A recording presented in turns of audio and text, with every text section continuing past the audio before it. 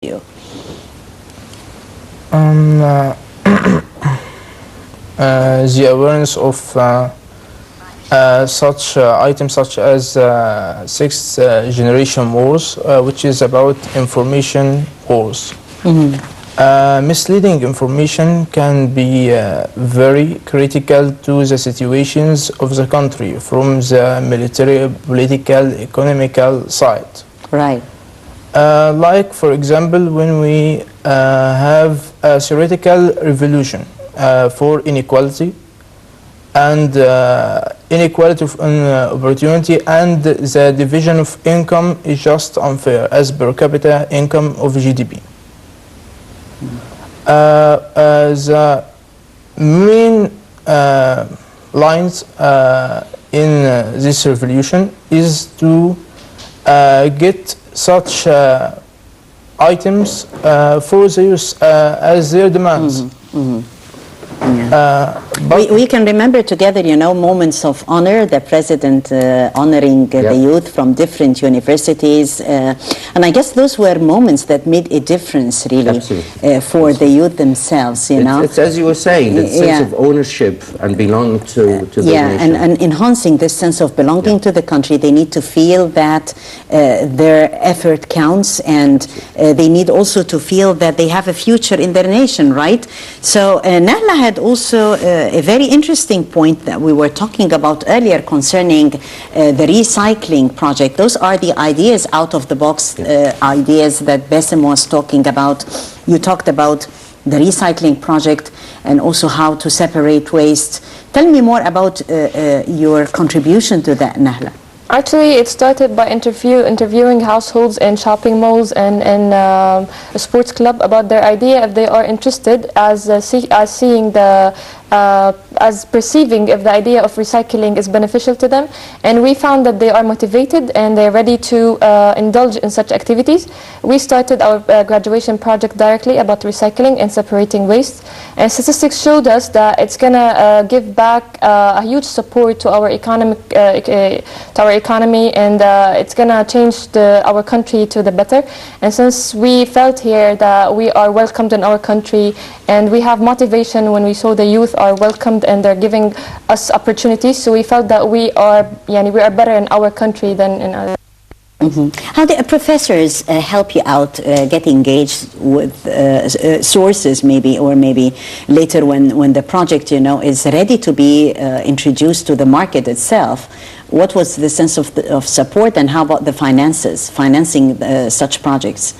They gave us opportunities with different companies, with different political sides. They indulge us in different activities. They enhance our presentation skills. They enhance us how to talk about our project more, how to find opportunities different in our country.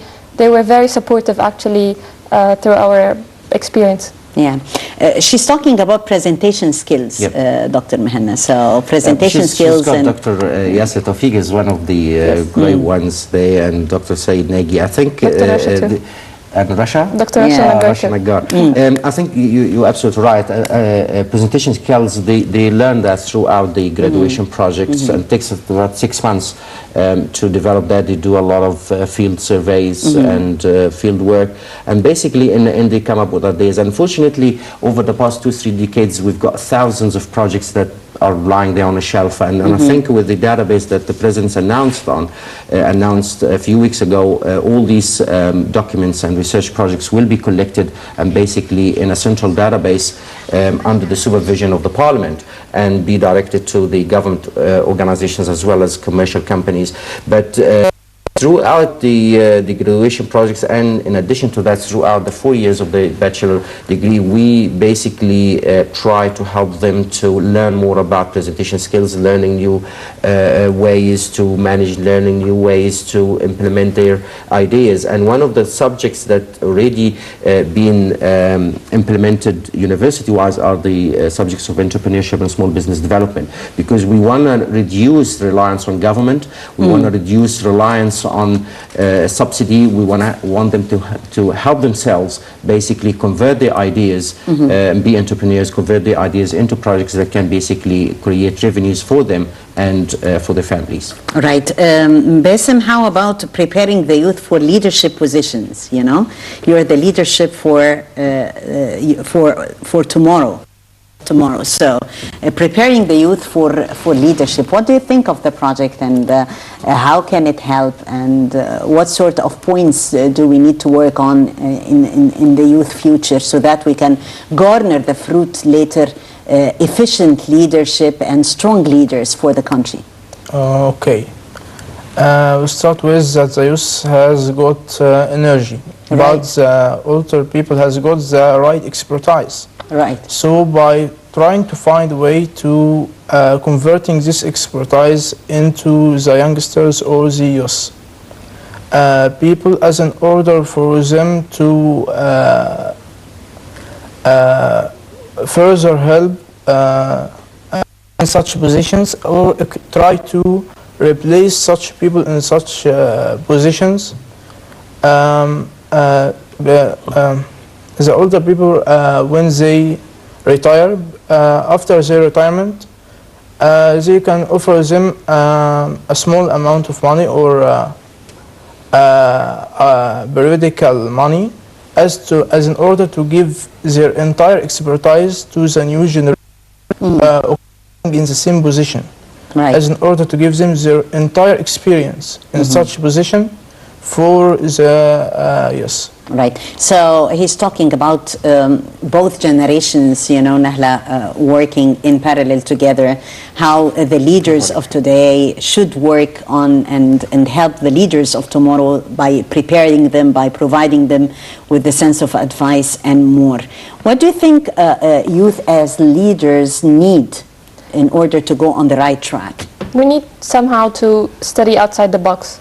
Like, we need professors to focus on our first presentation skills, to enhance our confidence, to share experience with them, experience they learn from the field, from their work places. That's much that we need for our leadership. We don't need to stick to the books and the exams, because some of us actually they memorize and just write in the exam and they didn't learn anything. So I think it's better than we learn in different ways, not only exam-wise.